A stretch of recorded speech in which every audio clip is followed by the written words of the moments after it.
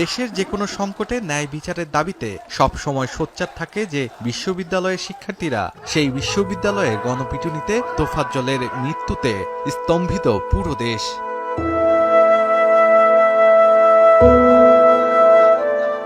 5ই আগস্টের পর নতুন বাংলাদেশের স্বপ্ন সবার চোখে। তখন কি বার্তা দেয় এমন মৃত্যু?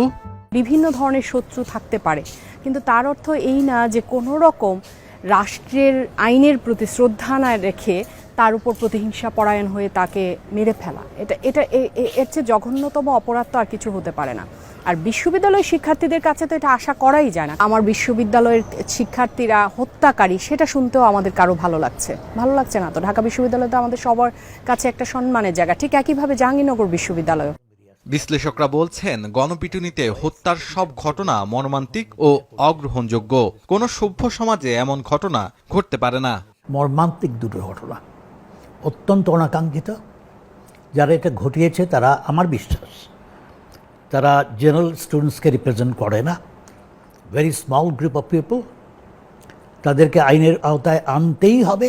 আইন নিজের হাতে তোলার কোনো সুযোগ নাই। এই জিনিসগুলোকে ইনভেস্টিগেট করে তারাই করবে, কিন্তু নিজের হাতে আইন তুলে নেওয়া, এই কালচার এখান থেকে অবশ্যই বেরিয়ে আসতে হবে। যারা করেছে তাদেরকে অতি দ্রুত মার্ডার কেসের আসামি করা উচিত, অ্যারেস্ট করা উচিত এবং বিচারের মুখোমুখি করা উচিত। এবং এই বিচার এত দ্রুত করা উচিত যেন সকলের জন্য একটা দৃষ্টান্ত স্বরূপ হয়ে থাকে।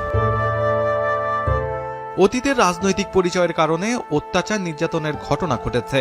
নতুন বাংলাদেশে এমন ঘটনা কোনোভাবেই কাম্য নয়। এর পুনরাবৃত্তি বন্ধে জড়িতদের দ্রুত সময়ে বিচারের আওতায় এনে ন্যায় বিচার নিশ্চিত করতে হবে।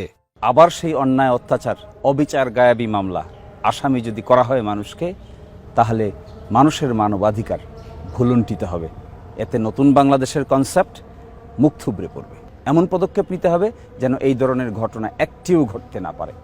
আর যদি ঘটেও কোনোটা, তড়িৎ গতিতে আইনের আওতায় এনে বিচারের মুখোমুখি করা উচিত। এবং বিচারটাও যেন দীর্ঘসূত্রিতায় না হয়, সেটাও খেয়াল করা উচিত, যেন মানুষ বুঝতে পারে নতুন বাংলাদেশ আসলেই নতুন। ঢাকা বিশ্ববিদ্যালয়ে 6 জনকে গ্রেফতার করা হয়েছে, প্রপারলি ইনভেস্টিগেট করা হবে বলে আমি বিশ্বাস করি। যে তোমার ইনকোয়ারি কমিটি যেটা গঠন করেছে ঢাকা বিশ্ববিদ্যালয় কর্তৃপক্ষ, তারাও এটাকে গভীরভাবে তদন্ত করবে। At the end of the day definitely যারা দোষী তারা বেরিয়ে আসবে। হঠাৎ করেই একের পর এক গণপিটুনিতে হত্যার ঘটনার পেছনে একটি সংঘবদ্ধ চক্র রয়েছে বলে অভিযোগ বৈষম্য বিরোধী ছাত্র আন্দোলনের এই সমন্বয়কের। এই যে মবক্রেসি চলতেছে, তার মধ্যে অন্যতম বড় ইন্ধনদাতা হচ্ছে এই ফ্যাসিস্টের যেই অংশটা বাংলাদেশ এখন রয়ে গেছে, এই আওয়ামী লীগের দোসর। বৈষম্য বিরোধী ছাত্র আন্দোলন শুরু থেকেই এই জিনিসটা খুবই গ্রেভলি কনসার্নে নিয়েছে। 5 তারিখ দিবাগত রাত থেকেই এই মব জাস্টিস বা মব ক্রাইম যেটাকেই বলেন না কেন, সেটাকে কিন্তু বন্ধ করার জন্য তারা হচ্ছে বিভিন্ন কার্যকরী পদক্ষেপ কিন্তু নিয়ে এসেছে। নিরপরাধ যেন সেখানে শাস্তি না পান এবং অপরাধের মাত্রা অনুযায়ী যেন সেটাকে বিচার করা হয়। যারা সমন্বয়কারী তারাও এটাকে দারুণভাবে নিন্দা করেছে, তাদের রিয়াকশন এক্সপ্রেস করেছে ফেসবুকে সাফিসিয়েন্টলি। তারা কিন্তু, এবং তার অন্যান্য সংগঠনও বলছে, এটাকে নিন্দা করছে।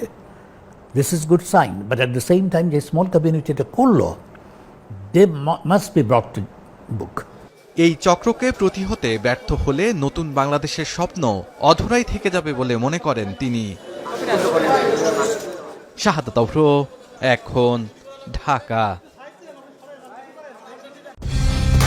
কালার এক্সপার্ট, জর্জ স্যাপ এবং মাইল্ড অন হ্যান্ডস টেকনোলজি সমৃদ্ধ অরিক্স ক্রিস্টাল ওয়াশ, আপনার লন্ড্রি এক্সপার্ট।